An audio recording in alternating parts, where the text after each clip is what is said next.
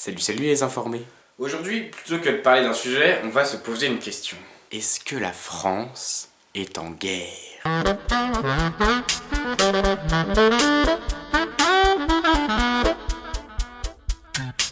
On l'entend par-ci, par-là. Donc nous sommes en guerre. Surtout clamé par notre gouvernement. La nation française serait en guerre. Mais c'est quoi une guerre? Selon le Larousse, enfin larousse.fr, c'est une lutte armée entre États avec l'application de règles particulières dans l'ensemble des rapports mutuels entre États. Elle commence par une déclaration de guerre ou un ultimatum et se termine par une armistice. Bon, d'après Larousse, et pas la blonde, Lol. d'après le Dico donc, on n'est pas trop en guerre. Bah oui, on n'a pas eu de déclaration de guerre ou quoi que ce soit. Excepté peut-être... C'est un acte de guerre qui a été commis par une armée terroriste. Mais à ce que je sache, le terroriste, c'est pas un État, non? L'État islamique n'est que le nom d'une organisation terroriste. Ces tarés ne méritent sûrement pas le nom d'État. Et en plus, ça m'étonnerait que la France ait envoyé un ultimatum ou un diplomate.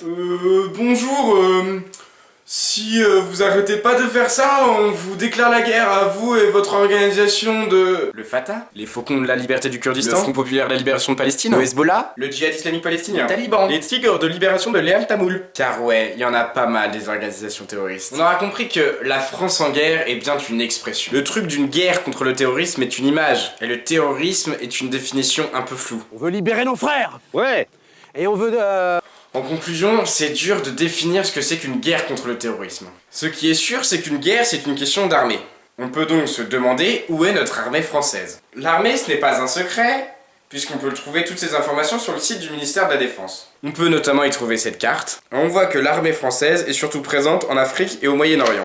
J'ai fait quelques recherches. En opération extérieure, OPEX pour les intimes. la France est présente sur plusieurs terrains. En Irak et en Syrie, c'est l'opération Chamal. Ah oui, on adore donner nos petits noms à nos attaques. C'est plus amical. Chamal, donc, qui regroupe les missions de sortie aérienne, c'est-à-dire, je cite là, 72 bombardements et 13 reconnaissances du terrain. Et ça, juste entre le 6 janvier et le 14 janvier 2016. Bon, là, on vise que Daesh, enfin les positions de l'État islamique. Et dans cette opération Chamal, il y a aussi toute la question de la formation des soldats du gouvernement irakien. À Bagdad, l'armée française assure la formation de 2500 soldats irakiens.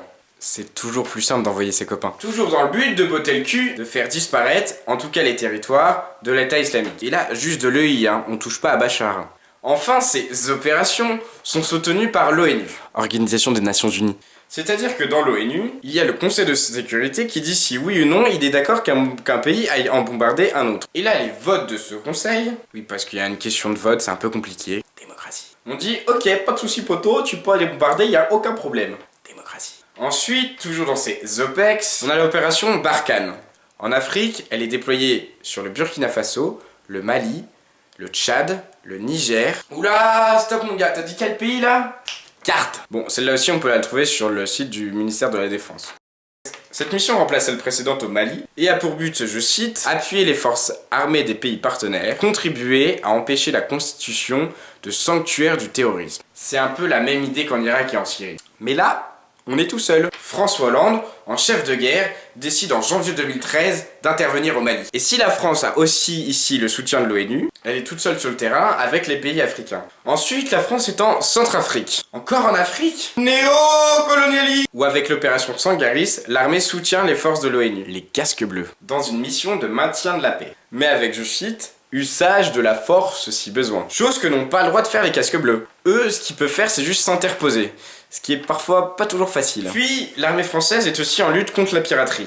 Faut bien protéger son commerce. Et là, dans une coordination de plein de pays dans le monde, on se relaie pour patrouiller au large des côtes de Somalie. Pirate somalien bien connu. Et enfin, l'armée française est présente au Liban avec l'opération Daman. Dans une région assez instable, l'armée française est là pour soutenir le gouvernement en place. Donc oui, la France combat dans pas mal de régions du monde. Sans compter les opérations de forces spéciales qui peuvent intervenir de partout et à n'importe quel moment. On ne nous dit pas tout. Mais non, la France n'est pas en guerre. Car à aucun moment, c'est un État contre un État. Et de dire qu'on est en guerre, c'est pas cool pour les pays qui le sont vraiment. On ne souffre pas de rationnement, de famine, et même si l'état d'urgence est en vigueur, Belle idée pour restreindre les libertés en temps de paix. on n'est pas dans une économie de guerre, dans une société de guerre, dans une vie politique de guerre. On est en temps de paix en France actuellement. Mais il ne faut pas oublier que l'armée française, elle combat Et dans pas mal de pays, elle pourrait, ce qu'on pourrait dire, faire la guerre en prenant des territoires, en bombardant, en tuant. L'armée française tue. On peut vraiment pas dire que la France est pacifiste. En conclusion, on peut dire que si oui, l'armée française fait des combats, c'est pas une situation de guerre pour la France. Voilà, c'est la fin de cet épisode de À la une, à la deux, à la quoi. J'espère qu'il vous aura plu, qu'il vous aura informé. Et n'hésitez pas à construire votre avis et à vous intéresser à ce sujet. Je vous laisse, à la semaine prochaine.